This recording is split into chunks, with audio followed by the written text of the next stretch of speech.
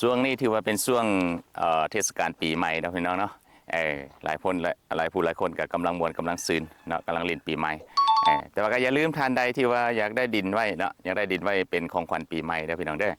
อย่าลืมมาเบิ่งน้ำพวกเขาตัวนี้ถือว่าเป็นโครงการดินจัดสรรบ้านอุดมผลบ้านอุดมผลห้อมสองเนาะงามๆแบบนี้เลยนี่ทางเข้ามาจะเป็นทางห้อมสองเนาะบ้านอุดมผลห้อมสองนะพี่น้องเด้อนี่เข้ามานี่ทางก็กว้างขวาง6 เมตรเนาะ6 เมตร 7 เมตรพอละแล้วก็ปูหินเบสคอร์ดอย่างดีเนาะตัวนี้แล้วเขาก็จะเลนไฟฟ้าเข้ามาตามนี้ไฟฟ้าแล้วก็น้ำประปาพร้อมเด้อพี่น้องเด้อมาซื้อดินไว้เป็นของขวัญปีใหม่เนาะปีใหม่แล้วหาสิ่งดีๆเนาะของขวัญมอบให้ตัวเองเนาะซื้อดินไว้บ่ลบทุนพี่น้องซื้อไว้ปีนี้ปีหน้าอาจจะได้กำไรทบครึ่งก็เป็นไปได้เนาะนี่ตอนนี้ยังแต่ดิน10 ปลายตอนเนาะยังดิน10 ปลายตอนหนึ่งเด้อพี่น้องเด้อมาซาอาจจะบ่ทันเด้มาซาหมดปะเด้อพี่น้องเด้อบ้านอุดมผลห้อมสองเด้องามๆแบบนี้เลยอยู่ใกล้กับทางใหญ่ทางคอนกรีตมหาดินเฮานี่ก็ประมาณ100 กว่าเมตรนี่เนาะ100 กว่าเมตรเท่านั้นเด้อเข้ามาบ่ฮอด2 นาทีซ้ำนะเนาะเพราะว่าทางเส้นทางโตอุดมผลนี่ตัดไปดงโดกไปหลัก19นาสลานี่เพิ่นกำลังปูคอนกรีต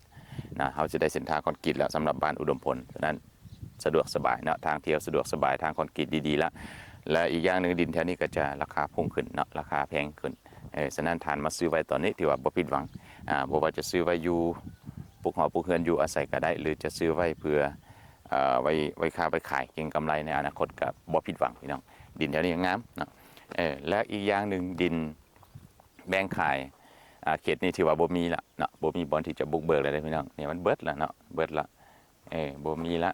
ฉะนั้นทานใดอยากได้ดินที่มาซื้อไว้เนาะมาจับจองไว้มาซื้อไว้เพราะว่ามันบ่ได้ขยายได้ดิน บ่ได้ขยายเนาะมันเบิดไปทุกมือเนาะคือเห็นแล้วนี่งามๆท่ามกลางบ้านแหละใจกลาง